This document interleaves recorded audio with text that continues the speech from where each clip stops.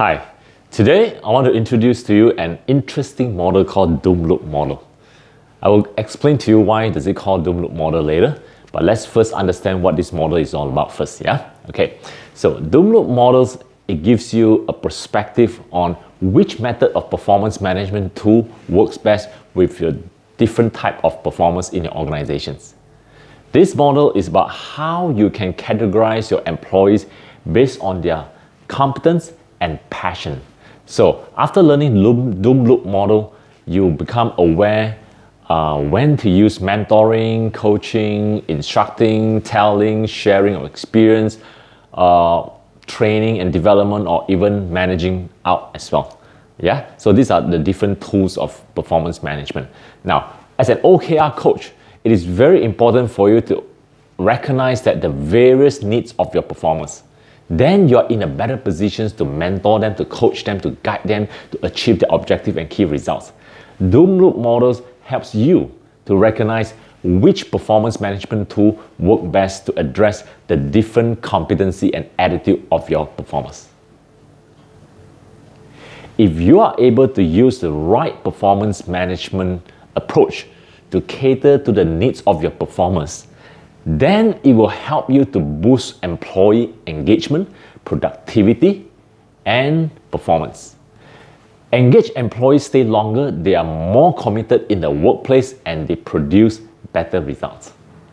Now, how do we identify your staff in the various Doom Loop quadrants? Now, let's take a look at the Doom Loop model, yeah? So basically, there are 4 quadrants or the 4 boxes. First, you have the X-axis represent the like and don't like. Like here, it means those who like their work, they are enthusiastic, they show good attitude and work ethics. Don't like is referring to those who don't enjoy their work or lack of interest in their job, and therefore they are not very committed or they just show indifferent attitude. Now the Y-axis represent non-competent and competent. So the non-competent means they are not yet good at their work and they lack the skills and necessary knowledge to carry out their job. Competence is referring to those who can perform really well. They are good at their work and someone who have mastered the skills and have acquired the necessary knowledge to perform their job competently. Now, you have the 4 quadrants, right? I mean, you have light and non-competent. Quadrant 2, you have light and competent, and quadrant 3 you have don't like and competent, and quadrant 4 you have don't like and non-competent. So these are the 4 quadrants of Doom Loop boxes. If I were to ask you which quadrant do you want to be at, I'm sure you will say quadrant 2, right? Will you not? Now, it is interesting for you to notice that people who are in quadrant 3 and 4, they were once at quadrant 2. So why did they fall into quadrant 3 and subsequently quadrant 4? And that's because they become complacent and they stop learning. So in order for us to stay at quadrant 2, we need to constantly upgrade ourselves and improve ourselves through continuous learning and be open-minded about new ideas. So it is important for you to know that we all begin at quadrant 1. And then after we master the tricks, we move up to quadrant 2. And if we are not careful, we will fall into quadrant 3. And if we resist to change, we will eventually fall into quadrant 4. So now, let's use this model to take a look at our employees, right? So if our employees are in quadrant 1, so what do you think is the best way for you to guide them?